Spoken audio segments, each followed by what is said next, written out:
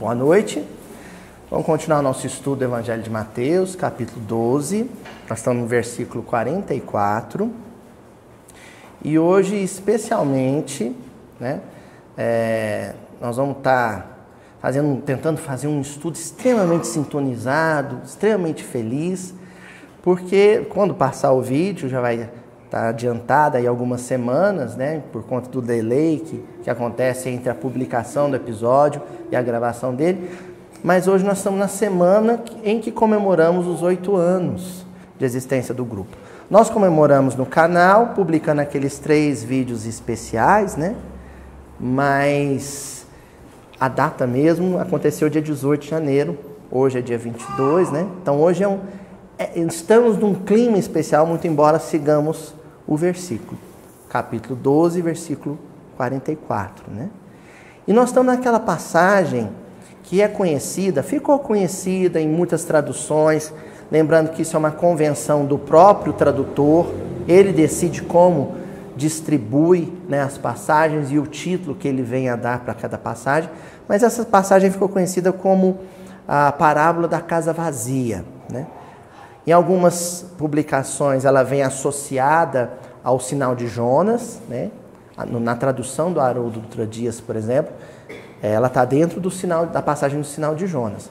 Mas em outras situações, em outras traduções, aliás, ela pode aparecer como um adendo à parte, Conhecida, portanto, como parábola da casa vazia. Nós já começamos a lê-la, já no versículo 41, se não me falha a memória. E só para a gente lembrar o que já foi estudado sobre ela. Inclusive, aliás, começamos no versículo 43, que nós estudamos em 2 semanas, não foi assim? O que nós já vimos dela?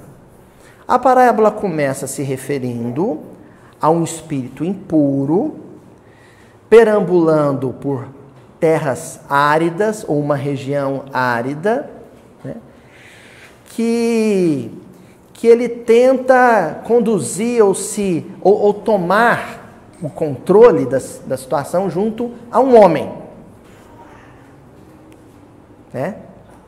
Um homem que tem lá a sua casa, e essa casa ela é controlada por esse espírito impuro.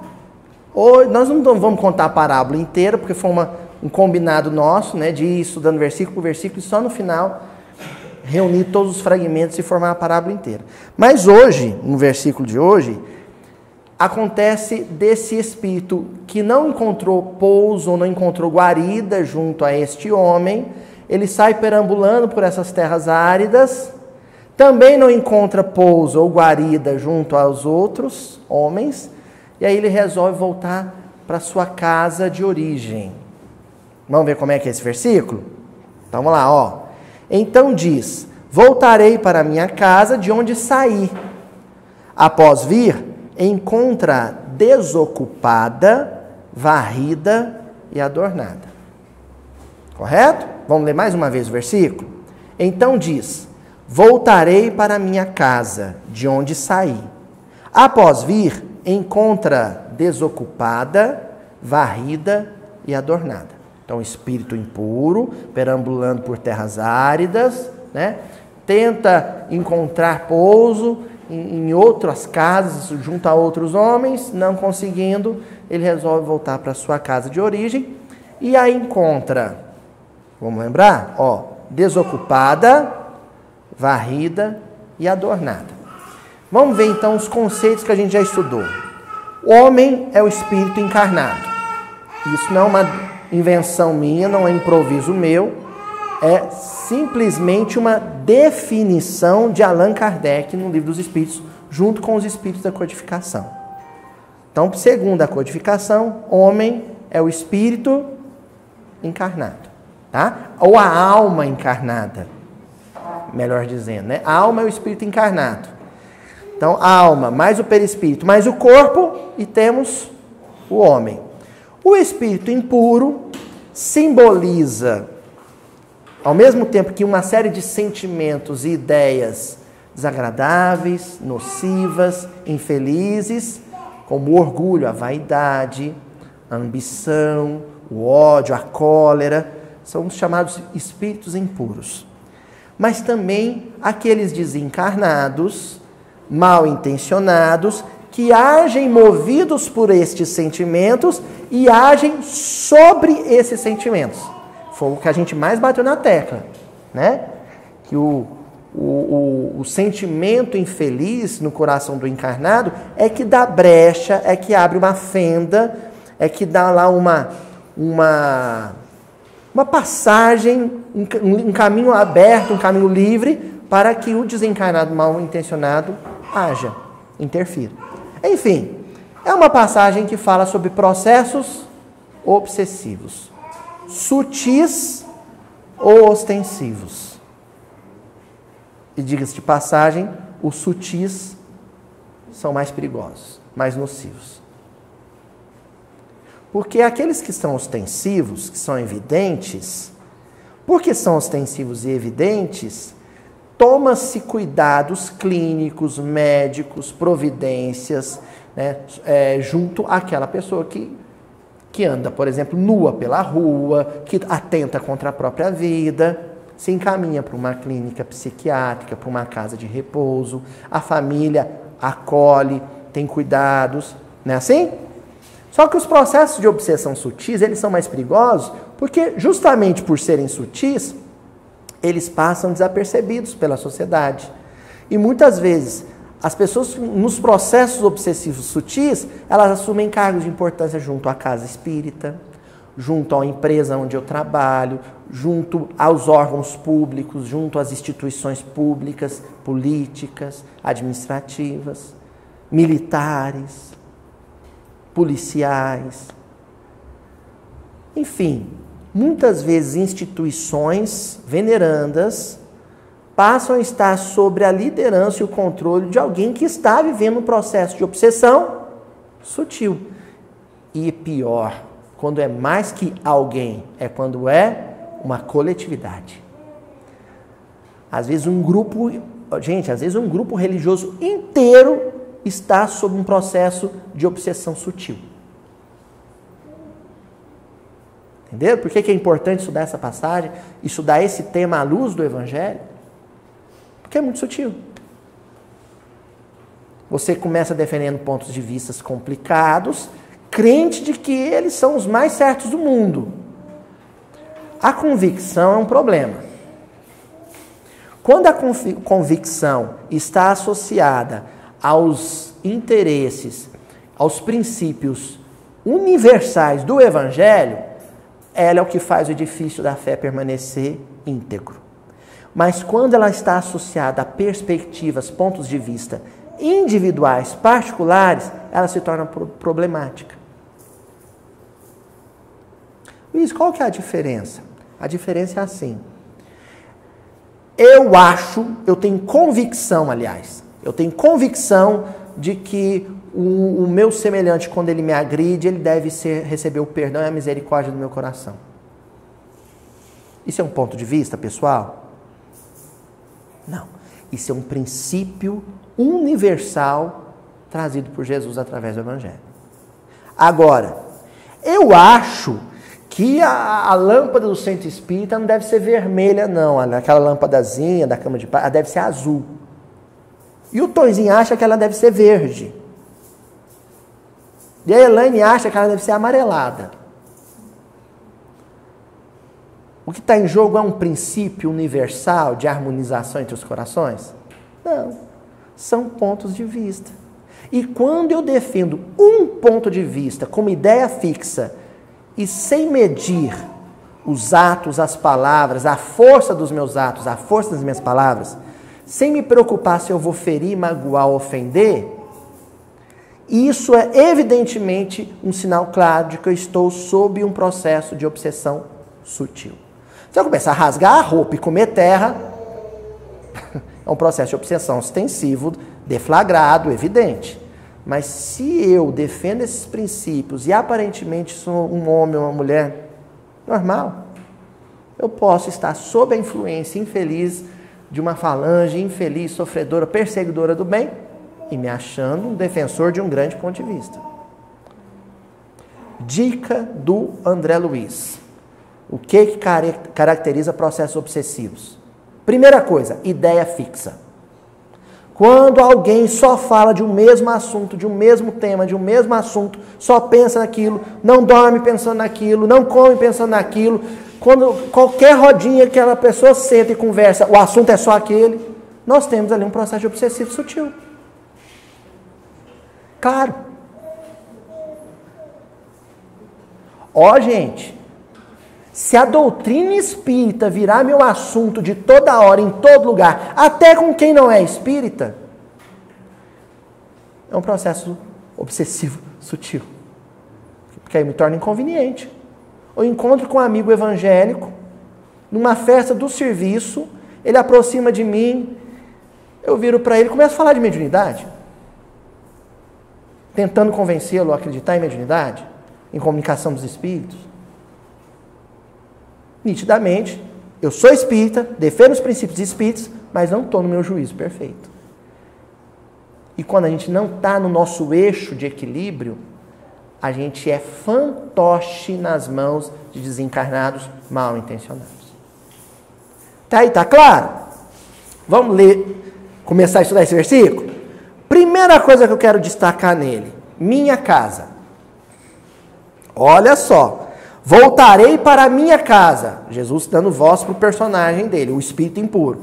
O espírito impuro está chamando o minha casa. Essa minha casa é o encarnado que a princípio cedia aos seus sortilégios, às suas sugestões infelizes. Ele está chamando de minha casa. Um conceito cultural relativo à região e à época em que se passa, né, a narrativa de Jesus é a questão da hospedagem, da hospitalidade. No Oriente do século I, isso era uma lei. Se tivesse um peregrino atravessando o deserto e esse peregrino não tivesse onde dormir e batesse na sua porta, entendeu, Sadel? O senhor tinha que abrir a porta e hospedar e dar comida e lavar os pés dele. É a lei da hospitalidade, é um costume.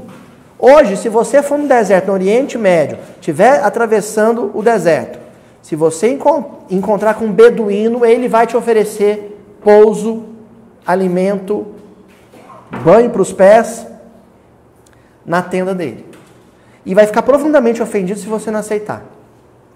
Porque na cultura oriental, sobretudo no tempo de Jesus, isso era uma lei. Então a passagem está falando da lei de hospitalidade. Agora, sabe, o hóspede aqui que Jesus está mencionando é um sujeito tão folgado, que ele já foi hospedado lá, naquela casa, está pensando em voltar a se hospedar lá, entendeu, seu Murilo? E a casa que o hospeda, onde ele é hóspede, ele chama de minha casa. Casa aqui nessa passagem é o espírito encarnado. É uma outra metáfora para o espírito encarnado. É o corpo. Tanto é que o Evangelho de João menciona que o tabernáculo, meu corpo. O tabernáculo, que quer dizer a tenda, né? A casa, é o corpo. A gente está acostumado a entendê-lo como a casa mental. Sim, não deixa de ser.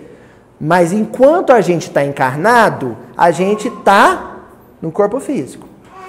Quando um desencarnado exerce influência sobre um encarnado, sabe de que ele chama aquele encarnado? Aquele corpo? Minha casa. Porque ele tomou posse. Antigamente, Kardec vai cuidar de esclarecer isso melhor no Livro dos Médiuns. Antigamente, processos obsessivos ostensivos eram também chamados de possessão. Porque está possuído, porque o desencarnado, malfeitor, né, mal intencionado, ele entendia que detinha ali a posse daquele encarnado, daquele corpo. Até se tinha aquela ideia equivocada de que ele entrava no corpo. Ninguém entra no corpo de ninguém. Aliás, gente, segundo os princípios da física quântica, a consciência, ela não está no corpo, viu?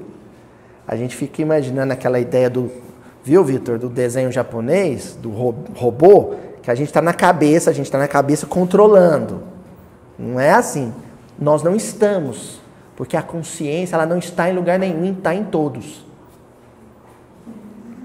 Ou vocês acharam que o espírito ele está dentro de uma sala de controle do corpo, comandando ele com manivela? Não. Eu estou aqui? Não, o meu corpo está aqui. Eita, que agora eu dei nó na cabeça de todo mundo. A consciência não está aqui. A consciência comanda o perispírito, que por sua vez é através do perispírito. É como se o corpo fosse o boneco, o perispírito fosse aqueles fiozinhos do fantoche. A consciência é quem controla, mas a consciência está onde? Não está. Ela é imaterial. Por isso está trânsito. Onde, né? Ruach, o vento sopra onde quer. Isso é bíblico. Ruach, o espírito, o vento. Onde é que está o vento? Onde é que está, Tonizinho, o vento?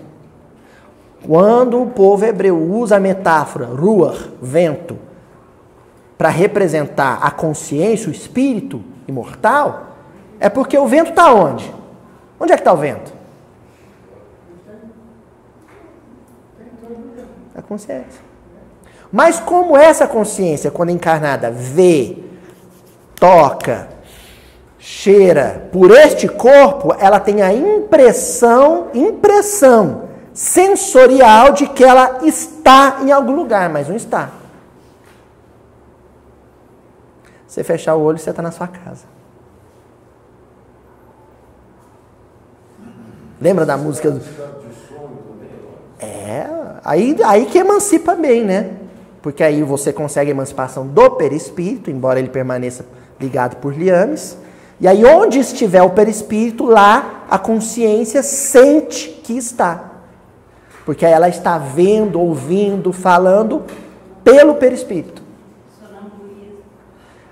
Aí está nos dois lugares. O que ela está vendo, ouvindo e falando pelo perispírito em outra região, ela é capaz de comunicar pelo corpo que ali permaneceu, por exemplo, deitado. Kardec utilizou demais essa mediunidade na codificação. O espírito estava lá na Argélia, relatando uma guerra, por exemplo, mas o corpo estava falando por ele, deitado num divã na sociedade parisiense. Impressionante, né? Por que nós estamos falando isso? Porque, na verdade, isso que a gente chama de possessão, ou tomar posse, aqui, né, do minha casa, não é do corpo. O controle, o domínio é exercido sobre a consciência encarnada. Não é do corpo. Gente, isso é uma ingenuidade que tem que ser desfeita no movimento espírita, principalmente para melhorar, qualificar um pouco mais os nossos serviços de enfermagem espiritual, que comumente, folcloricamente, a gente chama de trabalho de desobsessão. E que o senhor Arnaldo Rocha, em Belo Horizonte, que foi esposo da Meimei, ele não gostava de chamar de desobsessão, ele chamava de serviço de enfermagem espiritual. E a ingenuidade em torno disso é tão forte que é folclórica já. A história do doutrinador em Pedro Leopoldo, o Chico era um médium psicofônico. E antes do Chico dar passividade para uma entidade muito sofredora, muito infeliz, veio o Emmanuel através do Espírito e deu uma instrução para esse doutrinador. Falou para ele, olha meu filho, vai vir um espírito muito teimoso, muito endurecido nos princípios dele, você faça o favor, aplique o evangelho com veemência. Tudo bem. Na hora que o Chico deu passividade, o sujeito foi lá, pegou o livro e desceu na cabeça do Chico. Vocês estão achando que é brincadeira? Isso acontece. Isso acontece. Por quê? Porque a pessoa tem ideia de que, por exemplo, numa comunicação psicofônica, uma ghost do outro lado da vida, né? De que o espírito entra no corpo do outro. Isso não existe. Espírito nenhum entra no corpo do outro. É uma comunicação telepática. patos, sentir. O médium sente a tristeza, a alegria, tanto que o médium ele é mais, quando não é mecânica e automática, quando é uma mediunidade mais inspirada e intuitiva, que é a melhor, a comunicação ela se dá por meio de interpretação. O médium ele é um intérprete. Não necessariamente as palavras que ele está usando são as palavras do Espírito. Ele sentiu a tristeza do Espírito, sentiu a alegria do Espírito. Veio uma ideia e aquela ideia foi verbalizada com as palavras do médium. Essa é a melhor mediunidade. Por que é a melhor? Porque aí o médium tem mais controle de filtrar. Por exemplo, se o espírito está com muita raiva e a ideia que vem é um palavrão, o bom médium não vai falar esse palavrão na reunião mediúnica. Vai, dona Lorena? Por que que a psicografia de carta espiritual, comunicação de filho desencarnado para a mãe, por exemplo, através do Chico, era tão primorosa? Porque às vezes o espírito ia contar, mamãe, estou aqui com o braço estraçalhado, e o Chico, mamãe, estou sofrendo muito. Para que o médium vai dizer para a mãe que o braço do filho dela está estraçalhado? Não vai dizer. Para causar sofrimento? A ideia da comunicação é o consolo. Aí o Chico filtrava. Minha mãe, estou aqui sofrendo muitas dores. Mas não dizia o quê? Filtro. É o intérprete. Até aí está claro? Isso agora, gente, eu fiz essa breve introdução sobre o básico da mediunidade, porque a primeira leitura que a gente vai utilizar aqui é do Livro dos Médiuns. Acho que poucas vezes eu utilizei o Livro dos Médiuns aqui, né? Hoje nós vamos usar e muito. Na segunda parte, no capítulo 23, tem um capítulo intitulado Da Obsessão. No item 240, Kardec diz assim: a subjugação, que é um termo que ele prefere à possessão, aqui ele vai dizer antes, um pouco antes, ele fala, olha, eu prefiro usar subjugação do que possessão, porque possessão dá essa ideia de entrar no corpo, né? Subjugação é subjugado, sob o domínio, sob o controle. A subjugação é uma constrição que paralisa a vontade daquele que a sofre e o faz agir a seu mau grado. Paralisa a vontade. A primeira coisa, a primeira providência que um desencarnado malfeitor vai tomar para poder subjugar o encarnado é paralisar-lhe a vontade. Luiz, o que é a vontade? Aí você tem que pegar um livrinho pequenininho, na maioria das edições é pequenininha, agora eles fizeram uma edição maiorzinha.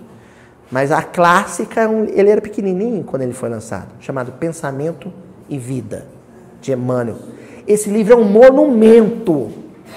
Ele é um monumento tal que são poucas lições, 30 lições, mas essas lições, lá no Ser, né, o pessoal do Ser fez um seminário. Aí o meu amigo Júlio Adriano encomendou um livro para mim. Falou assim, escreva um livro sobre o livro. Escreva um livro sobre o Pensamento e Vida. Aí eu escrevi o Morro Alto. Para vocês entenderem o tamanho, a dimensão intelectual, moral desse livro, Pensamento e Vida. Aí depois do Espelho da Vida, que é o primeiro capítulo, vocês já caem direto num capítulo chamado Vontade. Vontade.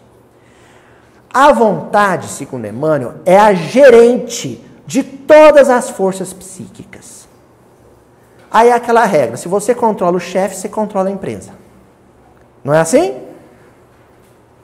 Quando a gente está muito chateado com o restaurante, a gente não chama o garçom. Quem que a gente chama? O gerente. Porque sabe, ó, se eu falar com o gerente, resolve todo o problema. O gerente da casa mental é a vontade. E a vontade é a expressão do querer de Deus.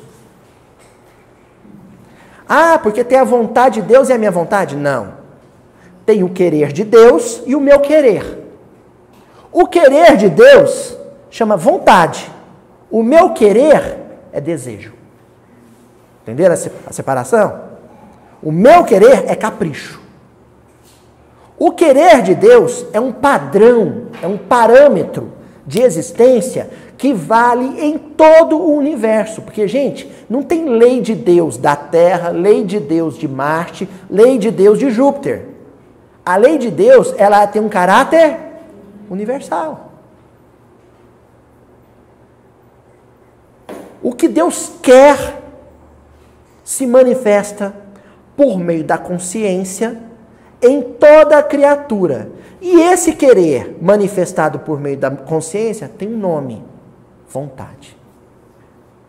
Aí, Jesus, para cuidar de reforçar a origem dessa vontade, como uma origem divina, ele acrescenta um adjetivo: boa vontade.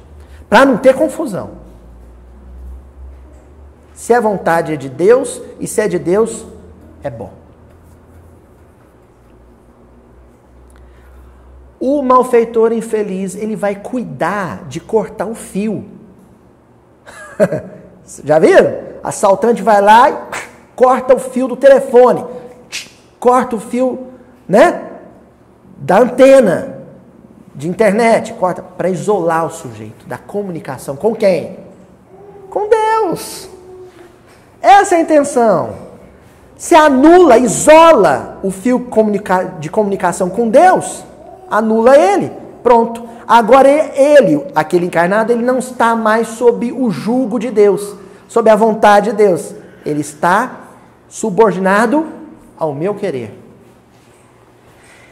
E vocês sabem por que aquele encarnado que isolou a comunicação com Deus, ele está sob o controle desse querer?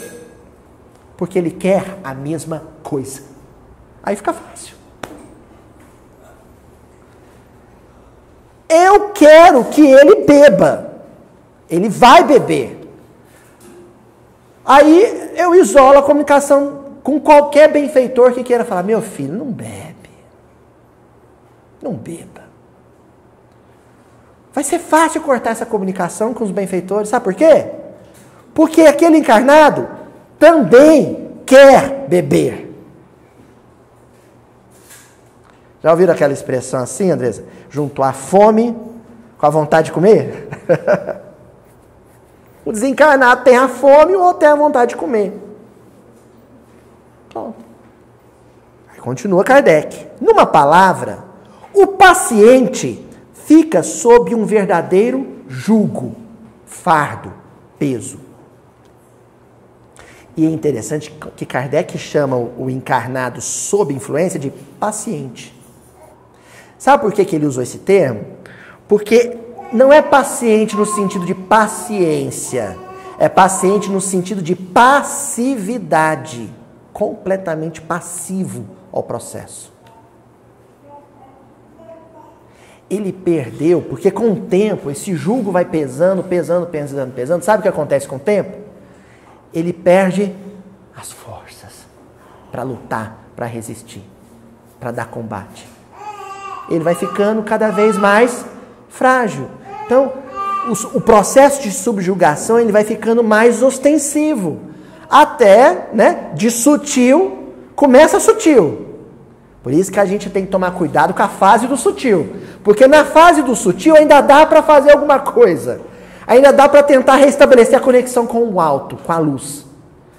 Depois de um momento em diante, sozinho não consegue mais. Aí já virou Lázaro dentro do túmulo. Aí vai ter que ter a boa vontade de Jesus usar os discípulos, os servos dele, para dizer: movam a pedra. Porque lá de dentro ele não consegue mexer a pedra mais. Aí os servos de Jesus vão lá e movem a pedra. Aí moveu a pedra, aí sai de dentro do túmulo. Aí saiu do túmulo, não tem força nem para tirar a faixinha do corpo. Aí Jesus falou para os servos, não foi assim? Desatai-o, libertai ele e deixa ele ir. Ou seja, depois que virou um processo mais ostensivo, sem passe, sem a caridade de alguém que está no seu juízo perfeito, sem um abraço, sem uma palavra amiga, sem um livro, sem uma música do Tim Vanessa, não sai. E sem muito trabalho, não sai. Por isso que a casa espírita é esse pronto atendimento de saúde mental.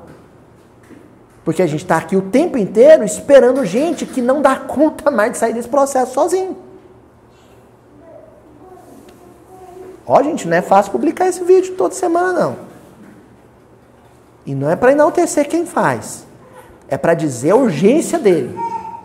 Quando a gente chega e fala assim, ó, não é fácil, mas a gente publica toda semana, é dizendo, tem gente que não tem forças espirituais nem para sair de casa. Tem gente sob uma completa influência do pânico, do medo, que não tem força sequer para sair de casa. O máximo que ele consegue fazer é entrar no canal do YouTube. Por isso, se inscreva, dê um like e clique no sininho para aguardar as notificações. Que aí você não vai precisar nem clicar. Já vai alertar. Tá certo? Ó. Livro Evolução em Dois Mundos. Livro do André Luiz. Na primeira parte, capítulo 14. Olha o título. Simbiose espiritual. O André Luiz é um técnico do assunto. Agora nós estamos falando de um técnico, um especialista. E no título do capítulo, ele usa o termo simbiose. É porque é um processo de mão dupla. Tá? É um processo de mão dupla. E nós estamos falando aqui do espírito impuro, o desencarnado mal intencionado, mas muitas vezes esse desencarnado chega numa reunião mediúnica e fala assim, ó, gente, me ajuda, porque ele não me dá paz. Eu estou querendo buscar a luz, mas toda hora ele me chama para contar dinheiro. Toda hora ele me chama para puxar o extrato. Toda hora ele me chama para entrar no site de notícia e comentar as novas da política. Aí eu vou. Ele não me dá sossego, ele me chama. Mentalmente. Sabe, o sujeito está querendo entrar na linha, emagrecer, não comer porcaria, mas tem um amigo dele que toda hora liga para ele comer hambúrguer. Aí, o sujeito fala para o nutricionista, ó, eu tento, mas tem um amigo meu que não me dá paz, ele fica mandando foto de sanduíche no WhatsApp para mim. Ele não me deixa em paz, de vez em quando não resisto. No meu caso, meu amigo é a Juju. Me manda cada foto, amor, vamos, tipo isso, né, Ju? Olha só o que o André Luiz vai dizer.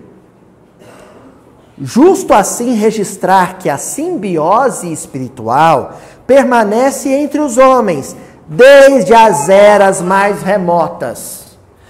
A doutrina espírita não inventou o processo obsessivo. Não inventou. Desde as eras mais remotas, desencarnados utilizam encarnados para botar fogo no mundo. Agora, literalmente. Desde as eras mais remotas. Quando Nero incendiou Roma, ele estava sob um processo de subjugação espiritual.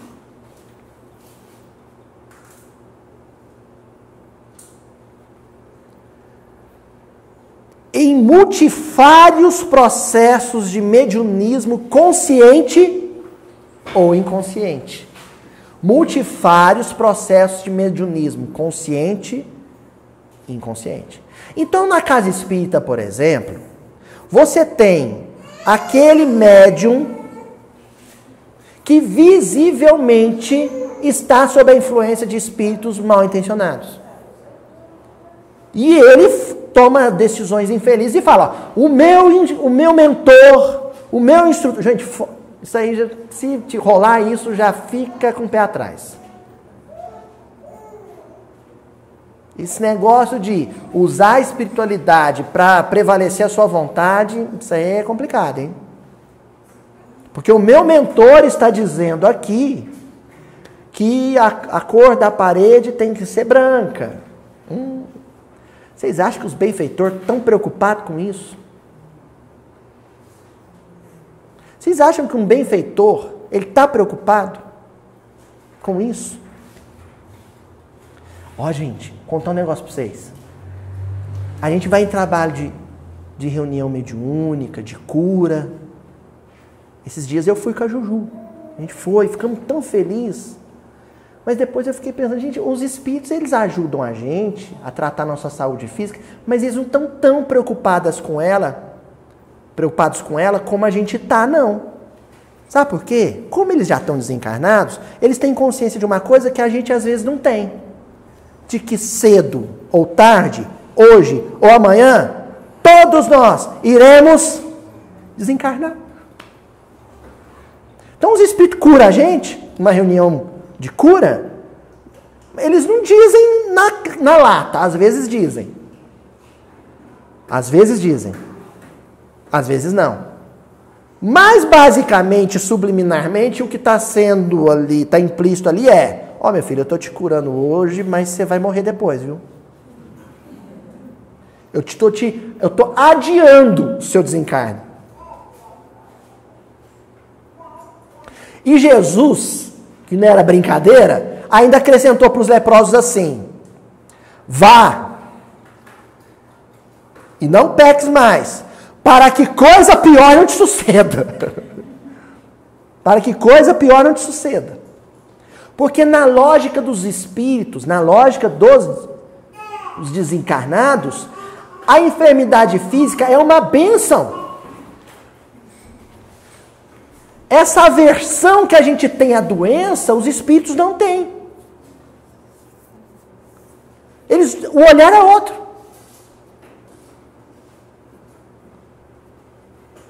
A gente vai no hospital e vê alguém, um paciente de câncer terminal, e fala assim: nossa, tadinho, meu Deus, olha lá, está com ferida no corpo. Oh, meu Deus do céu. Os espíritos, as falanges espirituais, entram no quarto de hospital e eles não veem a ferida. Aqueles, olha lá, está segurando na mão da irmã dela. As duas não se falavam há 30 anos. Olha lá, que beleza, que câncer maravilhoso. É os desencarnados, é os benfeitores. Olha lá, está tratando bem a enfermeira. Tratava a empregada em casa mal, está tratando a enfermeira bem. Olha, não é que a doença funcionou? Vamos deixar mais uns 40 dias aqui?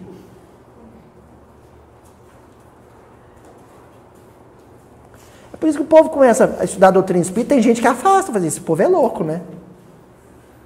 Porque estudar a doutrina espírita é mudar o ponto de vista. Tem uma lição no Evangelho segundo o Espiritismo, logo no início não vou lembrar agora o capítulo, que se chama O Ponto de Vista. Quem lembra dessa mensagem? No Evangelho segundo o Espiritismo. O ponto de vista. O ponto de vista da espiritualidade ele é mais elevado. Eles olham lá de cima, do topo. Então a visão é outra. A gente que fica aqui, tentando não morrer. Tentando o inevitável, né? Aí sabe o que acontece com esse temor da morte? Que é uma forma de orgulho, é dizer, todo mundo pode morrer, menos eu, porque eu sou melhor. Isso se torna porta de acesso para processos obsessivos. Cris, muito médico obsidiado com isso, hein? Paciente meu não morre. Não é, Cris? Aí sabe como Deus vai mostrar para aquele médico obsidiado que paciente dele pode morrer? Mostrando que ele pode morrer. É o dia que o médico cai a ficha e fala, se pode acontecer comigo, então pode acontecer com um paciente meu.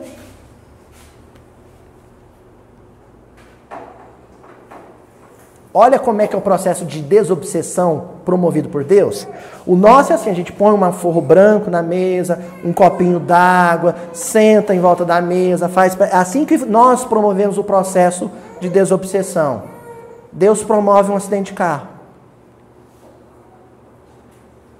Para desobsidiar alguém.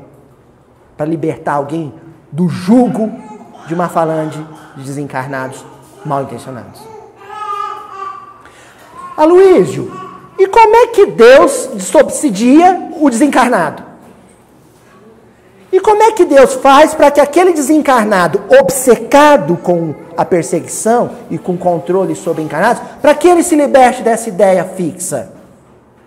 O encarnado, você diz que Deus desencarna ele, muitas vezes, para o choque da morte de despertá-lo. E o desencarnado? Reencarna.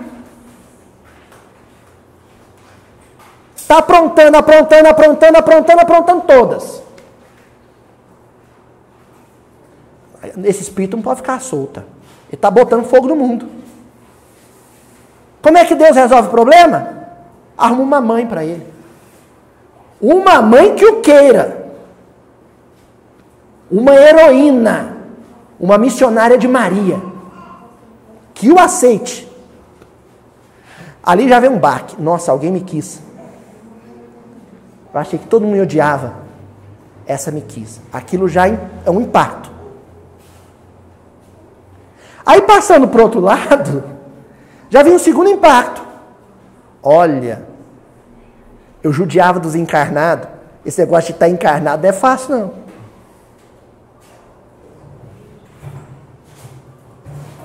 Entendeu?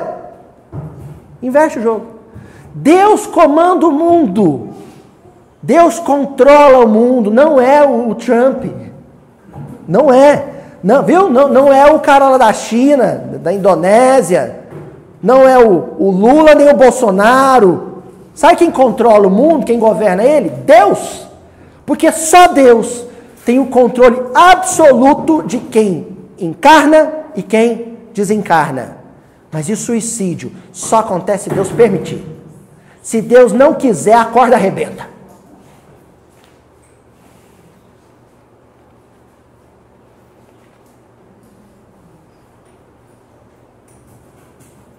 Quem vai desobsidiar o mundo é Deus. Finalizamos. Através dos quais os chamados mortos, os desencarnados, traumatizados ou ignorantes, fracos ou indecisos. Que lindo quando André Luiz está dizendo. A gente fala tanto das trevas, espírita tem uma ideia fixa com as trevas, viu, gente? Espírita não vai no centro espírita por amor à luz, vai por medo das trevas. Ninguém fala assim no movimento espírita. Eu vou no centro hoje para ver se eu colaboro com os benfeitores, se eu sou útil de alguma maneira com um bom pensamento. Não. Sabe o que a gente fala? Ai, tive uns pesadelos, estou precisando tomar um passe. Vou lá porque eu estou carregado. É assim. Olha como André Luiz muda a visão. Quem que é esse desencarnado, malfeitor? Ele é traumatizado, ignorante, fraco, indeciso. Um sofredor. Quando você começa a enxergar o perseguidor desencarnado dessa maneira, você não mais fala assim, vou fazer uma prece para os benfeitores expulsar as trevas da minha casa. Tem esse negócio, né? Vamos fazer o culto para expulsar as trevas da minha casa. Não. Aí você faz um culto, faz uma prece para dizer, Senhor, todos os perseguidores em sofrimento, nessa situação de fraco, indeciso, traumatizado, traz para minha casa para conviver comigo. Deve, mas o povo é mais preocupado com aporte, né? Apometria, mandar uma rede, pega tudo, leva para um porão, passa a chave, pronto, redimiu a terra. Gente, quando Jesus falava arreda-te, Satã, não era arreda-te, Satã, não. Arreda-te se achegue, chega mais. A gente tem a ideia de que Jesus virava para um possesso daquele, um subjugado daquele, e falava assim, vai embora! E se julga tanto os companheiros evangélicos, muitas vezes com manifestações mais exageradas de exorcismo, mas tem exorcismos ridículos na casa espírita. Ridículos. Com essa coisa de que vamos expulsar, não tem que expulsar, tem que abraçar, amar, segurar na mão. Falar, sou igual a você, não sou melhor, não. Fica comigo, vamos tentar junto. Porque o Espírito comunicou na reunião mediúnica, virou para mim e falou assim, eu passei o dia com você, eu vi tudo que você fez no serviço, eu li seus pensamentos, aí a gente arrepia os cabelos do braço, fala, não volto mais na reunião. É a hora de você falar assim, meu irmão, mas eu só fiz coisa ruim, não fiz uma coisa boa. Faz o seguinte, fica comigo amanhã, para eu te provar que de um dia para o outro, a consciência é capaz de renovar as atitudes de alguém. Fica comigo, paga para ver.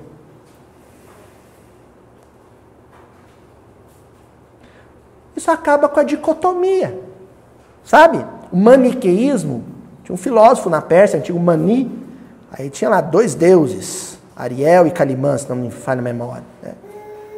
O bem e o mal, as trevas e a luz, os espíritas e os não espíritas, porque só espírita que vai ser salvo. Aí você acaba com isso. Você acaba com essa ideia de o outro lado. Não tem um outro lado, nós estamos num lado só. Do lado dos necessitados do amor de Deus. Ó, se aglutinam em grande parte ao habitar a casa, ao habitar dos chamados vivos, partilhando-lhes a existência, a observar-lhes parcialmente, a absorver-lhes parcialmente a vitalidade. Lembra da mulher hemorroísa? Foi o primeiro episódio que nós gravamos para o canal. A mulher com fluxo de sangue.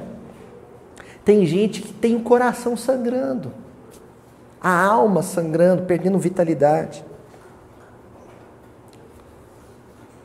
perdendo a vontade de sorrir, a vontade de comer, a vontade de passear, de andar de bicicleta, de ler um livro. Quando esse estado vier, eu tenho que fazer a seguinte pergunta: será que algum desencarnado não considera que a minha existência material é casa dele? Eu tenho que demonstrar para ele que eu posso até acolhê-lo como hóspede. E se eu acolhê-lo como hóspede, as regras são minhas. Primeira regra: não vou odiar ninguém. Segunda regra: não vou ceder aos instintos do corpo. Não vou beber e comer o tanto que eu quero. Terceira regra: pensar em Deus. Se ele quiser ficar comigo, pode ficar como hóspede, mas vai pensar em Deus comigo. Não quer? Vai se hospedar em outra casa. Mas ele não vai mais chamar o meu psiquismo, a minha psicosfera de minha casa. Não mais. É o poder da decisão, né? Da vontade. Eu quero que seja assim. Aí sabe o que Deus vai dizer? Através da voz da consciência? 2 coisas. Já não era tempo, hein? Segunda coisa: mas antes tarde do que nunca. Enfim, você quis. Ó. Aí, esse espírito impuro, que perambulou por lugares áridos, que a gente viu na semana passada, que era uma referência ao deserto da Judéia. O deserto da Judéia, o relevo é todo ondulado. Então essa ondulação é uma referência ao mar vibratório em que nós estamos imersos. Tentou subjugar outros e os outros não ofereceram pouso, ou seja, não cederam às sugestões infelizes. Ora, eu vou voltar onde eu já consegui um dia, vou tentar a sorte de novo. E quando ele volta, ele encontra, como é que é? A casa desocupada, varrida e adornada. Nós vamos começar com varrida, Juju. Põe aí na tela. Varrida. Na tradição oriental, agora só entende isso aqui também, viu, gente? Quem estuda um pouquinho de tradição oriental. Na tradição oriental, eu falei para vocês que a hospitalidade é uma regra, não é? Uma lei. Como é que você demonstra para alguém que esse alguém é bem-vindo na sua casa e você o quer como hóspede? Arrumando a casa na frente dele. Na cultura ocidental, a gente corre e arruma antes da visita chegar. A gente acha que é uma indelicadeza arrumar quando a visita já chegou. Mas na cultura oriental, não. O legal é você arrumar com a pessoa já dentro da casa para que ela veja que foi você que arrumou. Para ela ver o tanto que ela é bem-vinda. Tem uma passagem no Evangelho, em Lucas, que mostra que Jesus era hóspede numa casa de uma pessoa que estava arrumando a casa com ele já hospedado. Que passagem é essa? Marta e Maria. Qual que era a implicância da Marta com a Maria? Vamos arrumar a casa comigo na frente dele para ele ver que ele é bem-vindo. E Jesus dizendo para Marta, Marta, a coisa que eu mais queria perceber para que eu me sentisse bem-vindo, era isso que a Maria está fazendo, ó, sentada no meu pé me escutando. Essa é a passagem emblemática que nós estamos falando. Pois bem, o espírito impuro voltou para casa e encontrou ela varrida. O que o encarnado, a tal casa, está dizendo para esse desencarnado malfeitor? Você é bem-vindo. Entra, a casa é sua. Pode se hospedar, estava te esperando. Você chegou, estou varrendo a casa. Aí tem um pessoal que entende essa passagem errado porque não conhece essa cultura, esse hábito cultural do Oriente, que fala assim, quer dizer que esse sujeito estava limpando a casa mental. Não, não é isso. Na cultura oriental, quando você arruma a casa, varre a casa, com o hóspede já à porta ou já dentro da casa, é você dizendo para ele, entre, pode ficar, a casa é sua. Estão entendendo agora porque o malfeitor da parábola de Jesus chamou a tal casa de minha casa? Porque ele se sentiu acolhido, hospedado. Aloísio, demonstra isso no caso da obsessão mesmo, que é o que a gente está estudando. É simples. Eu sou um desencarnado malfeitor, Euridice. Aí, Fransquinha, eu pego assim, eu vou lá, vou fazer a Janaína, ela brigar com a irmã dela. Eu vou lá e agora que ela vai brigar com a irmã dela. E vai. Quando ele chega e se aproxima, adivinha o que a Janaína já estava pensando? Nossa, como eu detesto minha irmã. O que ele vai fazer? Oi? Casa é minha. Só hóspede. Só hóspede.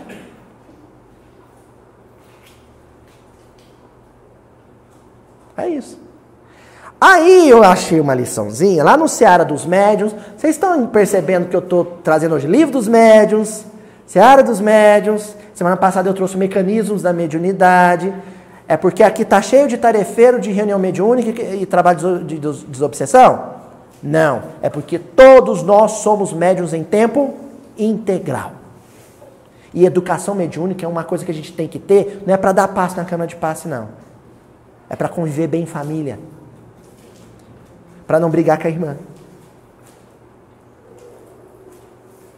Ei, Janaína, se você brigar com a sua irmã e ela assistir esse episódio depois, hein? Tá frita. Ó, lá na lição 56, o título da lição é O Lado Fraco. O Lado Fraco.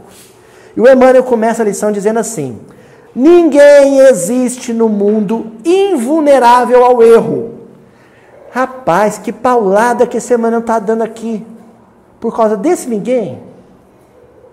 É uma paulada, sabe onde? No meu orgulho. Porque quando ele fala ninguém, é ninguém. Eu, inclusive. Ninguém é invulnerável ao erro, a da mancada, a da, sabe, meter o pé na bola. Ninguém está imune disso. Nem palestrante espírita famoso. Nem médium psicográfico famoso. Nem dirigente federativo espírita. Nem apresentador do canal Mildinho. Eu gosto de registrar porque depois eu vou assistir, aí isso me ajuda a lembrar que eu não estou imune. Ó, todos nós, encarnados e desencarnados, em aprimoramento na Terra, somos sujeitos à ilusão. Qual que é a maior ilusão? É quando eu acho que eu estou certo e que o outro está errado. Sabe o que a gente tem que achar? Que a gente pode estar certo. Porque quando você acha, é claro que eu não estou falando de Nosso Senhor Jesus Cristo, não estou falando dos missionários apóstolos dele, nós estamos falando de espíritos medianos como nós. Medianos é porque hoje eu estou de alto astral. Somos belas porcarias, quase sempre. Mas espíritos medianos como nós, viu, Cris? A gente tem que sempre deixar uma beirada, uma brecha, para poder recuar. Ó, eu acho, eu posso estar certo. Não é 100% de certeza, mas eu posso estar certo. Quando você fala assim, você deixa uma brechinha para depois, sem constrangimento, você falar, lembra que eu falei que eu podia estar certo, mas também podia estar errado? Estava errado.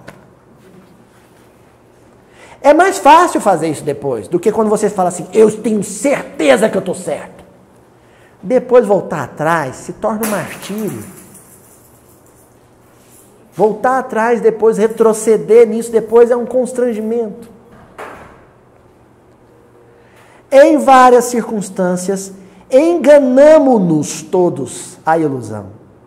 Em matéria de posse, em problemas de família, em questões de influência, em convites do sexo, em apelos a honrarias ou em assuntos que se refiram à preservação do nosso conforto. Ou seja, ele foi listando aqui situações em que a gente pode estar errado. Por que não? Eu posso estar errado. Quando a gente estiver muito convicto de um ponto de vista, você pode ter certeza que é porque você está sob a influência de um desencarnado mal intencionado. Porque a primeira providência de um desencarnado... Vocês estão vendo que hoje eu estou dando uma aula de como obsidiar alguém, né? Séculos de experiência. Viu? Tutorial. Ó, sou veterano nesse negócio. Então, gente, nós, obsessores, né? Eu nos meus velhos tempos, quando a gente ia atuar sobre alguém, a primeira coisa que você falava no ouvidinho do encarnado era o seguinte, se falar que você está errado, não acredita não, viu? Você está certo, viu?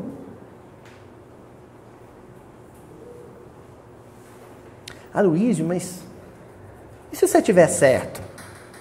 Qual é o problema de você dizer, olha, pode ser... Esse cuidado, gravei um episódio de aniversário sobre Pedro, quem assistiu lá, o 3º episódio de aniversário. Vai lembrar, foi o cuidado de Pedro.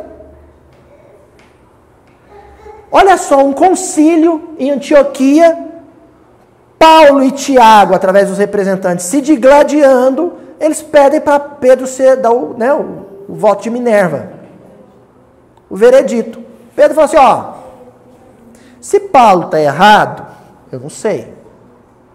Se o Tiago está errado, eu também não sei. Eu só tenho uma certeza, eu estou. Pronto, desarmou todo mundo. Sabe por quê? Quando ele fez isso, todo mundo começou também a achar que podia estar errado. Mas se ele está dizendo que ele pode estar errado, aí Paulo pensou, e se eu tiver? O Tiago pensou de lá, e se eu tiver errado? Pode ser. A convivência fica mais fácil. Luiz, mas e se eu tiver certeza que eu estou certo? Não fala que está com a certeza, não. Porque essa certeza quem vai dar não é a sua voz ativa. É o tempo. É o tempo. Gente, quando Júlio Verne, na obra magnânima dele, antecipou o submarino, antecipou, o elevador, antecipou o telefone lá no século XIX. Quando o Júlio Verne escrevia essas maluquices, e os outros falavam assim, você está louco de inventar isso? Ele dizia, só respondia assim o Júlio Verne, o tempo me absolverá. O tempo me absolverá. Quem tem uma necessidade muito grande de constranger o outro, para provar naquele momento que está certo, falando, eu estou certo, está obsidiado. Quem está equilibrado, sereno, fala assim, eu acho que eu posso estar certo. Se o outro falar assim, não está, pode ser que eu não esteja, mas o tempo vai dizer. E relaxa. E deixa o tempo dizer. E o tempo vem e carimba. Aí você tem até a possibilidade de fazer aquele sorrisinho assim.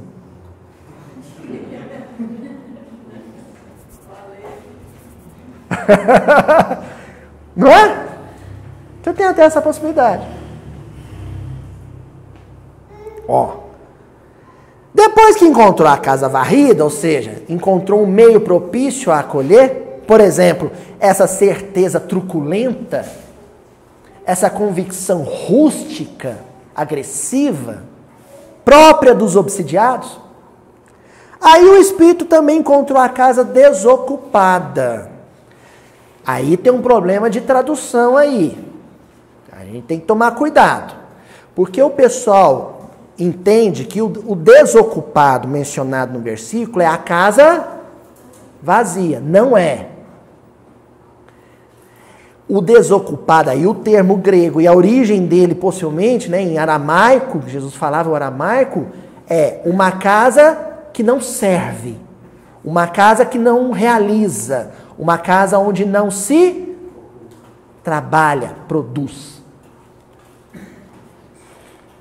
Desocupada no sentido de à toa, sem ocupação. É nesse sentido. Não é no sentido de vazia. Ah, Luiz, mas não poderia ser? Não, não poderia, pelo seguinte, o mesmo versículo menciona que ela estava sendo varrida e adornada. Ora, nenhuma casa que está sendo limpa e enfeitada é uma casa desocupada, no sentido de vazia. É desocupada no sentido de esse povo está à toa. Aí nós temos um negócio para resolver aqui. Mas não estava sendo varrida? Hein? O povo estava à toa, mas ela não estava sendo varrida. Tonzinho, você tem que ir lá no Livro dos Espíritos, no capítulo sobre lei de trabalho, se não me falha a memória, no livro 3º, né? Lei de trabalho. Aí você vai encontrar os espíritos definindo o seguinte: olha, esse trabalho profissional que vocês realizam para pôr comida no prato, esse trabalho de higiene pessoal, tomar banho, lavar roupa, esse trabalho de preparar o alimento para comer, para não morrer de fome em casa, a gente não considera. Não considera. Porque isso vocês fazem movidos pelo instinto. O guia infalível. Não são gestos espontâneos.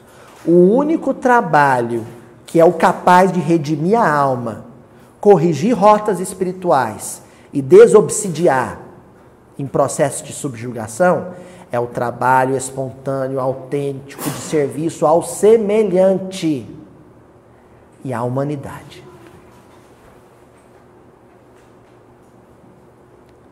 Nessa casa não se trabalhava pelo bem da humanidade. Porque senão, a Marta não, né? Jesus não ia puxar a orelha da Marta. Ela está fazendo comida, varrendo a casa, limpando os móveis. Mas Jesus puxou a orelha dela. Marta, Marta, você está lavando o prato, Marta. Daqui a pouco, como é que vai estar o prato de novo? Sujo, você não está lavando para a gente comer? A Maria está prestando atenção no que eu estou falando. E está prestando atenção no que eu estou falando para conviver melhor com você, que é difícil. Não, Jesus não falou isso. Eu que imaginei. A Maria está prestando atenção no que eu estou falando para depois orientar uma criancinha que for confiada a ela. Ela está aqui prestando atenção no que eu estou falando para depois ser capaz de se compadecer dos meus perseguidores lá na frente.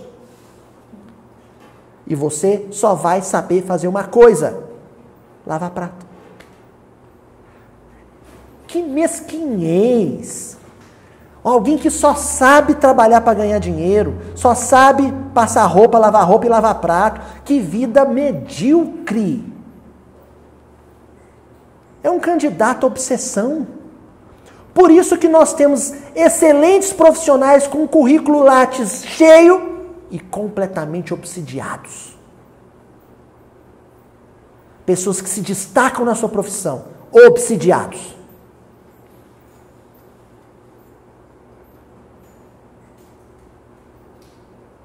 Porque o serviço espontâneo, e olha gente, tomar cuidado com esse serviço espontâneo. Há vários tipos de moeda. Eu sei de médium que não vai pedir dinheiro, mas pede como pagamento Muito obrigado, foi você que me curou, foi você que me salvou. Isso é pagamento. Ou não é? Se o médium acaba de... né? Palestrante espírita foi no tal centro, e aí, você gostou de lá? Não, o centro é meio frio, não senti uma sintonia muito boa. O centro meio... o pessoal meio frio, indiferente. Ah, é? Por quê? O que eles fizeram? Não fizeram nada, mas não fizeram. O que eles não fizeram? Normalmente, quando eu termino a palestra, as pessoas aplaudem. E terminou a palestra, todo mundo em silêncio, levantou, foi embora. Eu não me senti acolhido. Sabe o que ele ficou esperando? Que nem o seu Barriga do Chaves. Pague meu aluguel. Né? Não é assim? Cadê meu pagamento? Não teve um que veio falar que minha palestra foi bonita. Não teve nenhum que veio aqui falar que eu sei demais. Essa casa é desocupada. Porque só realiza o serviço, toma lá da cá. Eu dou e peço em troca. O serviço real, verdadeiro, genuíno, do eu sirvo totalmente despreocupado se vou ter algum retorno, esse não existe. Tanto que o Emmanuel vai dizer assim, lá no Passos da Vida, lição 21, para libertar-nos. A preguiça conserva a cabeça desocupada e as mãos ociosas. A cabeça desocupada e as mãos ociosas encontram a desordem. A desordem cai no tempo sem disciplina. E o tempo sem disciplina vai para a invigilância. Quer dizer que uma pessoa que não faz nada, ou uma pessoa que só faz em benefício próprio, com o tempo ela vai perdendo o controle sobre esse serviço. E esse serviço se torna um fardo para ela. Adoece ela, cansa ela, deixa ela triste, infeliz. Por isso que o André Luiz vai dizer lá no Sinal Verde, né? Quando o trabalhador trabalha com alegria, o trabalho se torna a alegria do trabalhador. Mas a maioria das pessoas não trabalham nesse clima de serviço espontâneo. Trabalham pensando em um retorno. Como esse retorno às vezes só vem a longo prazo ou não vem na medida e no peso que ele julgava que deveria vir, ele se sente frustrado, infeliz e começa a trabalhar contra gosto. Aí essa frustração se torna porta de acesso para processos obsessivos. Cai na teia da aranha. Vai virar presa da aranha. E aí nós vamos encerrar com a última palavra. Adornada. Ontem a gente estava preparando, ontem à tarde da noite, a maninha Ilha estava lá em Guarapari, foi fazer palestra num centro. Aí ela me ajudando a preparar. Aí eu falei, e esse adornado aí? Ela falou assim, luxo, riqueza, conforto. Luxo, riqueza, conforto é porta para processos obsessivos. Sim.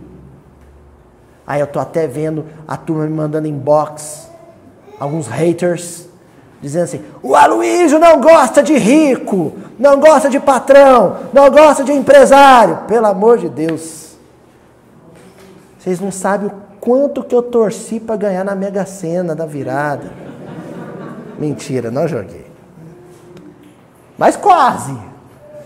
A fila estava grande. Desanimei. Então, pelo contrário, nós estamos falando de um fardo, gente. Quando eu falo assim, a riqueza, o luxo, o conforto é uma porta para a obsessão, nós estamos dizendo o seguinte, olha, quem traz a bolsa cheia, o cofre cheio, carrega um fardo. Primeiro porque é invejado. Recebe vibração negativa o tempo inteiro.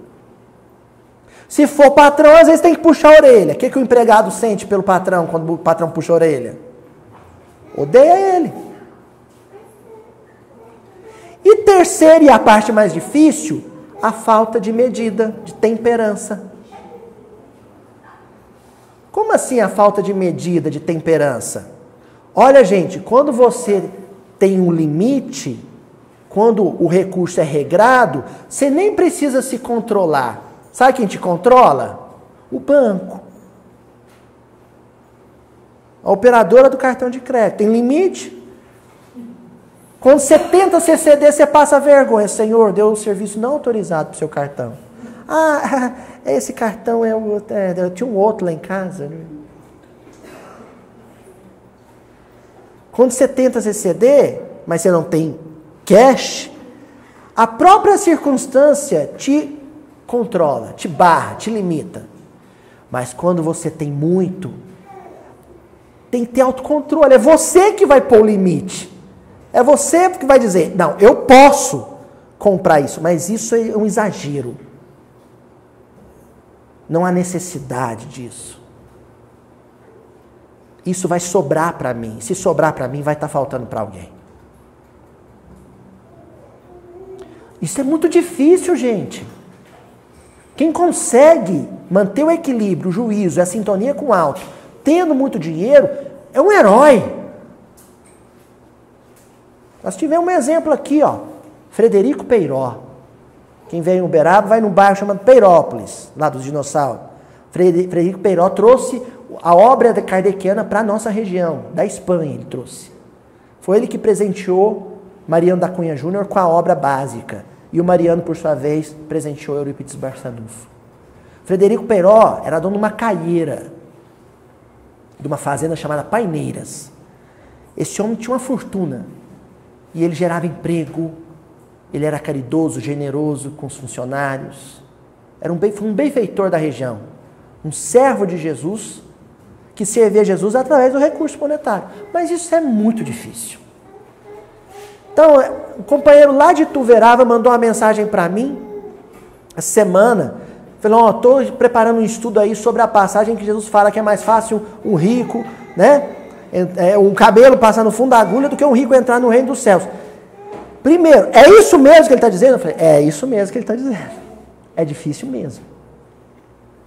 É uma prova e tanto. Luiz, será que... Vamos ver então, Evangelho segundo o Espiritismo, capítulo 16, não se pode servir a Deus e a Mamon. Item 7, utilidade providencial da riqueza. Provas da riqueza e da miséria.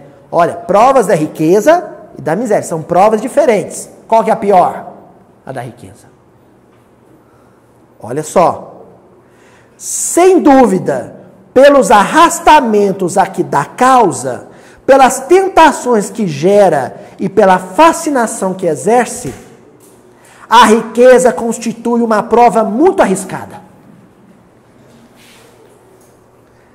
Gente, se começar a chover na sua horta, reza. Reza. Mas reza com o coração. Senhor, me ajuda a manter o pé no chão. A manter a cabeça no lugar. Porque é muito fácil cair. Continua o Evangelho segundo o Espiritismo. Não sou eu que estou falando. Mais perigosa que a miséria. Uma vez eu falei na Mocidade Espírita, quando eu era jovem, Vitor, muitos anos atrás, eu falei um negócio para os meninos não entenderam muito bem, não. Aí passou vários anos, já maior, um rapazinho chegou para mim, Luísio, há 20 anos lá na Mocidade você falou um negócio que na época eu fiquei até com raiva de você. Mas agora eu estou entendendo. Eu falei para os meninos, falei assim, ó, se vocês saírem do centro aqui, hoje, e os únicos 50 reais que vocês tiverem no bolso, vocês for tirar a chave de casa e os 50 reais caírem no bolso, vocês perderam o dinheiro, foi Deus. Agora, se vocês saírem daqui, chutar um pacote, abrir e tiver 500 reais, é as trevas.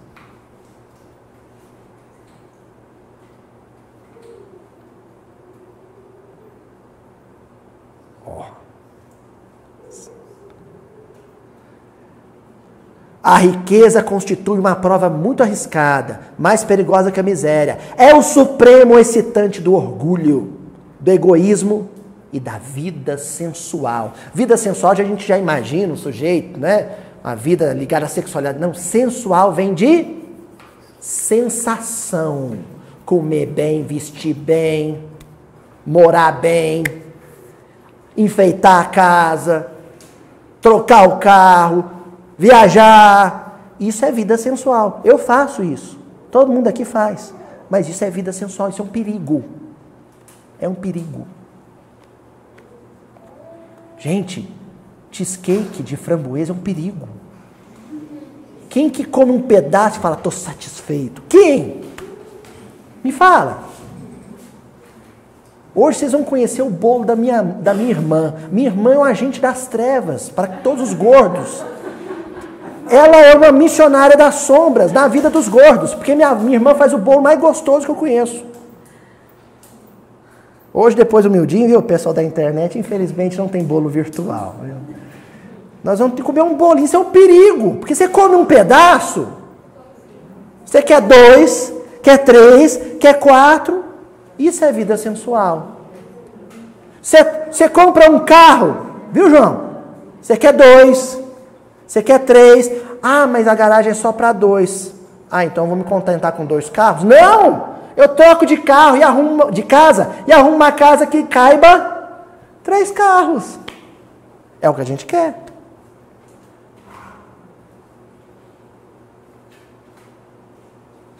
Eu comprei uma geladeira de 3 portas, a geladeira.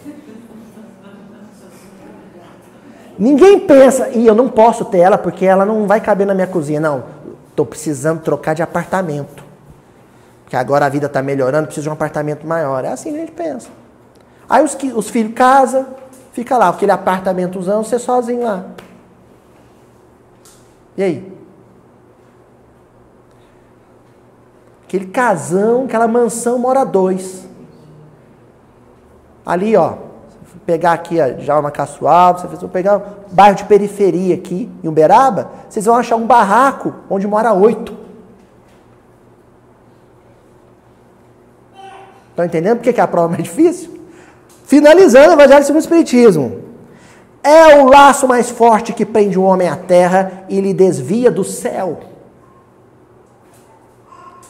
Os pensamentos.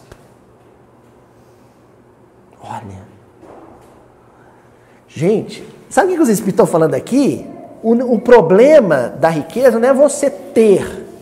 É quando você pensa nela 24 horas. André, você vai ali na concessionária, compra um carro novo e traz para casa, esquece ele na garagem, entra nele, nem se dá conta que você entrou nele, tá tudo bem.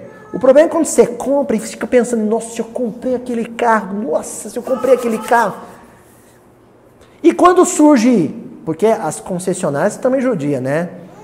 Modelo, tem 3 anos que surgiu um modelo, surge outro. Aí você diz, nossa, eu não tenho aquele, meu carro já está desvalorizado. Aí você inventa que o seu carro está desvalorizado. Você precisa trocar. Ou seja, o problema daquele carro está na garagem, o problema daquele carro está na mente. Se você tiver nessa condição, a casa está varrida. As trevas chegam e entram. Minha casa. Muitas vezes, produz tal vertigem. O que é vertigem? Bêbado. O sujeito está chapado de riqueza. O dinheiro está chapando ele. Está doidão. Nunca teve tanto dinheiro. Ficou doidão. Agora eu estou podendo. Vertigem. Muitas vezes, aquele que passa da miséria à riqueza esquece de pronto a sua primeira condição. Os que com ele a partilharam, os que o ajudaram, e faz-se insensível, egoísta e vão. O que é vão? Vazio. Vazio. Então, esse espírito impuro vai voltar para aquela casa e vai chamar ela de minha casa. Porque ele encontrou ela varrida, ou seja, a mente já estava em condição de simbiose, predisposta à influência. Vai encontrar ela desocupada, ou seja, o sujeito não sabe mover uma palha nesse mundo em favor do semelhante de forma espontânea e sem pedir nada em troca. E adornada, fascinada pelo dinheiro. Pronto. Nessa parábola, Jesus resumiu, há 2000 anos atrás, o drama do mundo moderno. Porque o homem moderno, ele quer ter conforto com menor esforço. Conforto para si, sem pensar no outro. Somos egocêntricos, egoístas, sovinas e ao mesmo tempo consumistas. Por isso estamos todos ou vivendo um processo de obsessão sutil, ou vivendo um processo de obsessão ostensivo, ou à beira do precipício, prestes a entrar no processo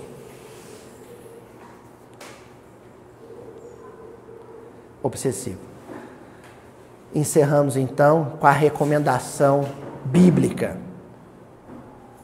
Quem caminha, olhai, não caia. Quem caminha, atenção, não caia. Porque bom samaritano vai ser um só e vai demorar a passar. Até ele passar, muito fariseu, escriba, sacerdote vai pular seu cadáver.